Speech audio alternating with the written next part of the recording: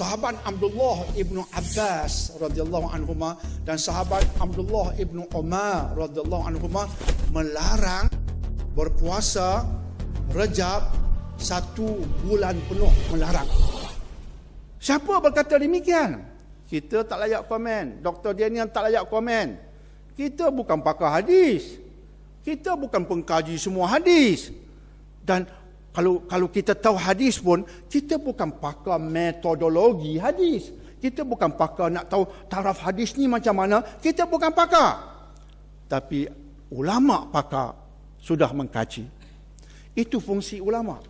Dia pakar hadis, dia faham metodologi, menapis hadis dan dia kaji semua, dia hidangkan kepada kita dalam bahasa yang umat boleh faham. Ini real scholars of Islam. Ini tugas ulama.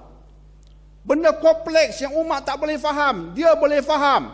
Dia terjun, kemudian dia fahamkan kita dalam bahasa mudah. Itulah ulama yang kita cari. Bukan ulama kita dengar ceramah ulama lagi pening kepala.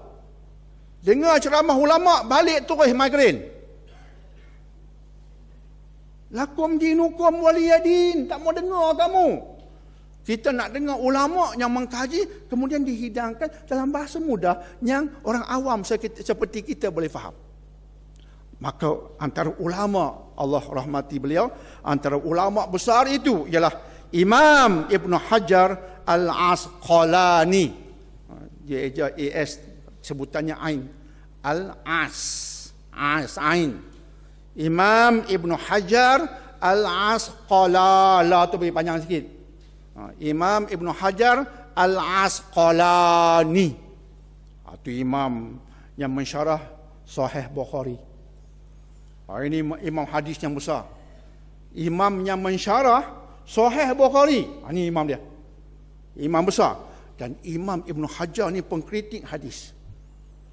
Dia tokoh hadis, mengkaji semua hadis, pengkritik hadis, penapis hadis dengan metodologi yang Masya Allah lah. Dan dia telah mengkaji hadis-hadis tentang rejam. Bukan kesimpulan Dr. Daniel buat, tak Ustaz Malaysia buat, jangan. Ini yang orang biasa salah faham. Allah, depa tu pandai sangat. Dok kata hadis ni tak boleh pakai. Depa tu pandai sangat. Depa apa? Ulama muktabar. You kata depa? Memang depa tu tak hebat. Tapi ulama hebat. Dan mereka hanya merujuk pada kalam ulama hebat yang telah membuat kesimpulan.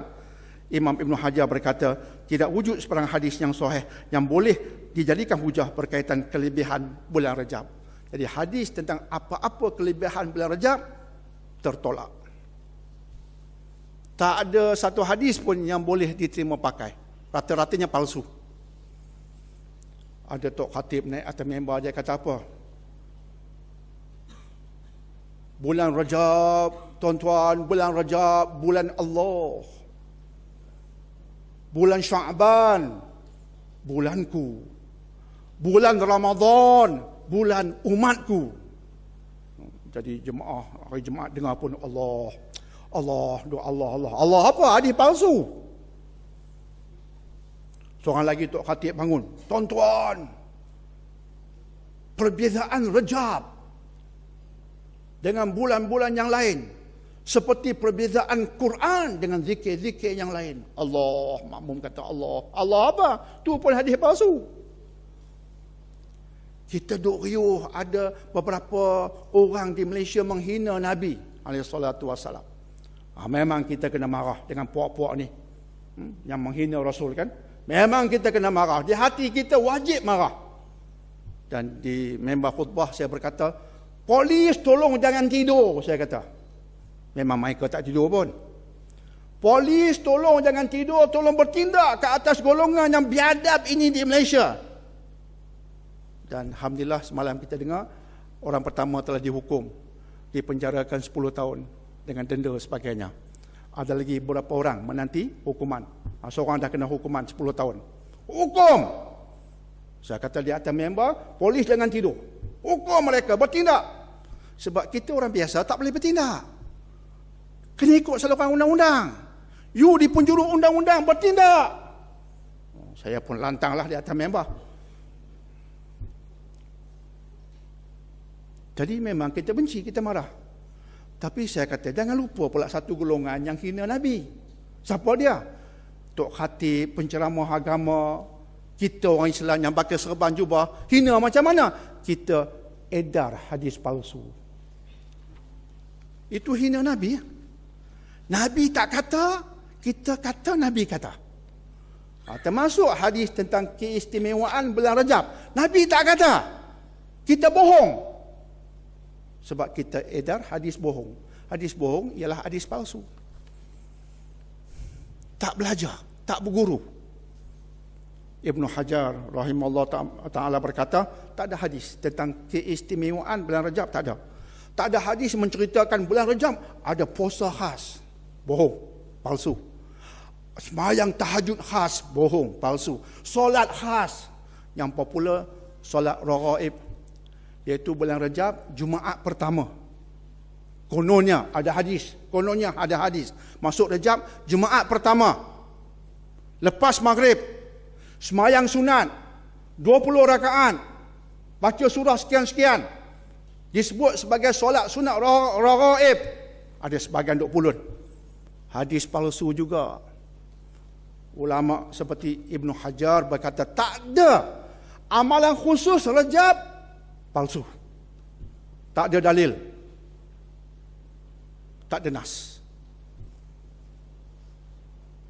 Siapa yang beritahu, oh, puasa satu hari Rajab dapat pahala sekian-sekian, jawab terus, bohong, palsu. Tak ada. Nothing at all. Ingat, tak ada langsung. Bukan sekadar Imam Ibn Hajar berkata demikian. Imam Rajab Al-Hambali, ulama besar juga yang mengkaji hadis-hadis. Dia lagi detail, lagi panjang cerita dia. Cerita semayang special tengah malam, semayang sunat lah, puasa special. Bohong semua dia kata. Yang betul cuma satu. Apa dia? Rajab bulan haram. Bulan haram ada 4. Zulhijjah, Zulqa'dah, lagi Muharram dan Rajab. Dan kelebihan beramal di bulan haram ialah dapat pahala lebih. Itu benar.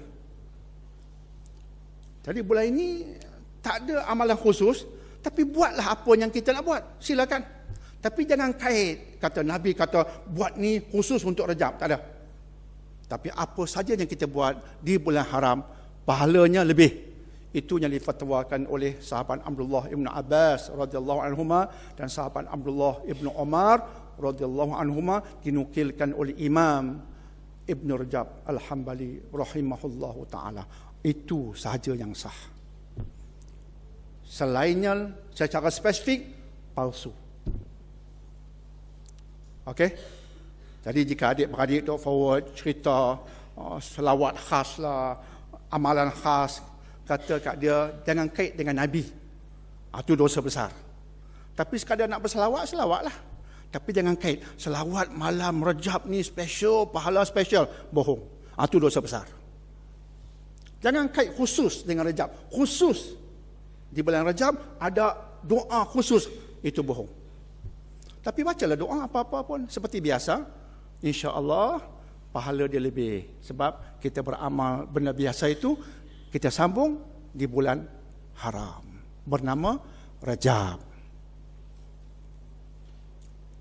Clear? Penting kita buat apa-apa pun dengan ilmu. Insya-Allah, Okey. Jadi simpan baik-baik. Edarkan pada adik-beradik dalam WhatsApp adik-beradik dan syarah kat mereka betul-betul. Tuan-tuan perempuan dah faham, syarah kat mereka betul-betul. Nanti adik-beradik tanya, Allah takkan nak beramal pun tak boleh? Kata beramal lah, tapi jangan kait khusus dengan Rajab. Yang tu Nabi tak sebut. Jangan kata, Nabi kata, kalau baca ayat ni di bulan Rajab, Nabi kata, kita kata Nabi tak pernah kata. Ulama hadis dah kaji. Clear? Okey? Nampak termenung? Dah buat ikut orang gaib. Dah semayang sunat orang gaib ikut.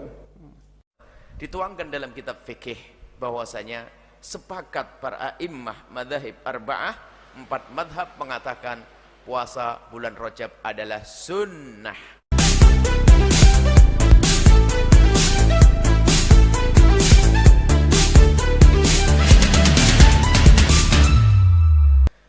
Untuk masalah bulan Rajab ada memang dalil-dalil khusus tentang puasa bulan Rajab. Secara umum, dalil umum puasa sudah banyak tentang keutamaan puasa. Akan tapi khusus dalil umum tentang puasa la khalu fami shaimi atabi indallahi min rihil misik. Orang berpuasa itu adalah bau mulutnya di hadapan Allah lebih harum daripada minyak misik. Artinya apa? Allah menyanjung, Allah memuliakan orang puasa. Ini dalil umum tentang puasa. Tapi spesial tentang puasa bulan Rajab ada beberapa hadis Nabi SAW.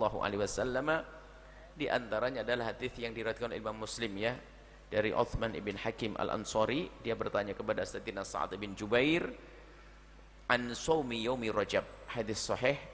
Ini Uthman ibn Hakim ini bertanya kepada Sa'ad bin Jubair, dengan Sa'id ibn Jubair tentang puasa, tentang an shaumi yaumi Rajab, tentang puasa bulan Rajab, hari Rajab.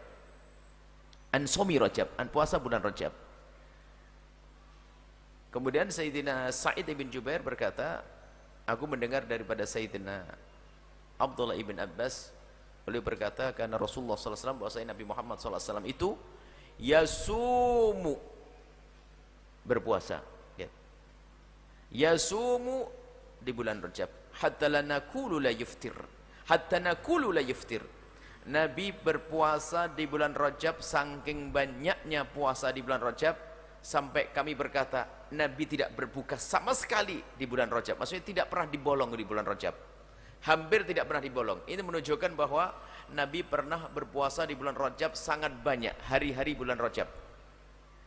Kemudian suatu ketika menemukan juga Nabi yuftir, tidak berpuasa di bulan Rajab, hatta naqulu la yasum, sampai hampir tidak pernah berpuasa di bulan Rajab. Artinya suatu ketika Nabi pernah puasa banyak di hari bulan Rajab, dan kadang Nabi juga tidak berpuasa di hari-hari bulan Rajab. Jika Nabi pernah melakukan lalu Nabi meninggalkannya, itu namanya amalan sunnah. Bukan sunnahnya meninggalkannya, bukan. Ada sebagian orang mengatakan kalau Nabi melakukan kemudian tidak melakukan, maka sunnah bagi kita adalah sesaat melakukan dan sunnah meninggalkan. Oh enggak, sunnahnya adalah melakukan, meninggalkan tidak mendapatkan kesunahan.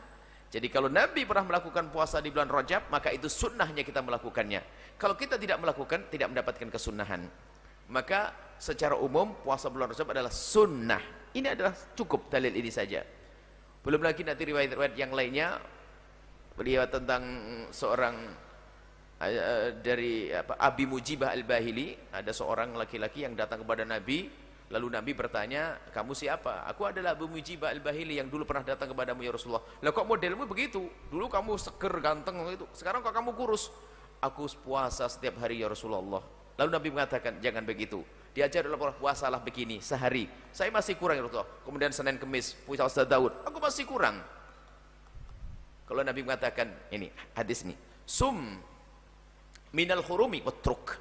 Ini ringkas saja, bahasanya ada riwayat. Sum, kalau memang kamu orang yang hobi puasa, kamu senang puasa, sum minal hurumi, puasalah di bulan haram.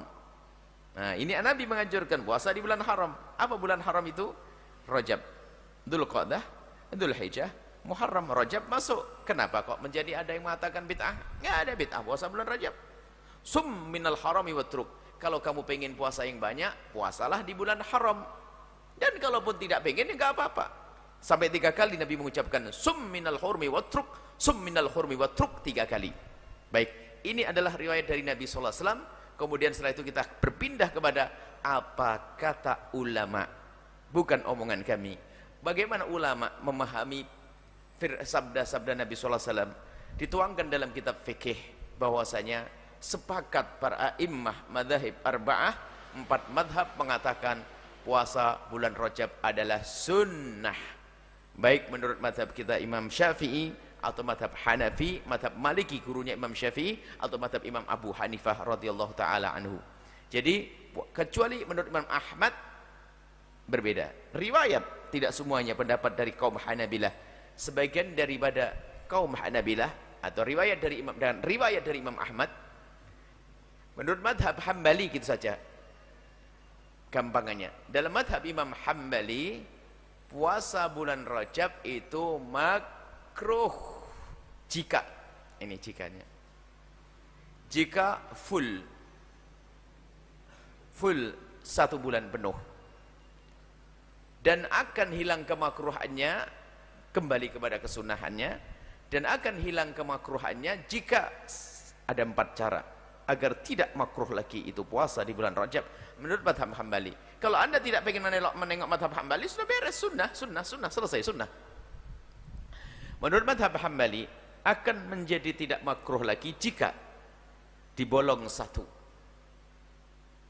hari saja atau tidak dibolong tapi disambung dengan sebelum Rajab yang kedua atau disambung dengan setelah Rajab yang ketiga atau yang keempat yang penting selain bulan Rajab berpuasalah agar tidak mengkhususkan bulan Rajab untuk puasa seolah-olah seperti itu.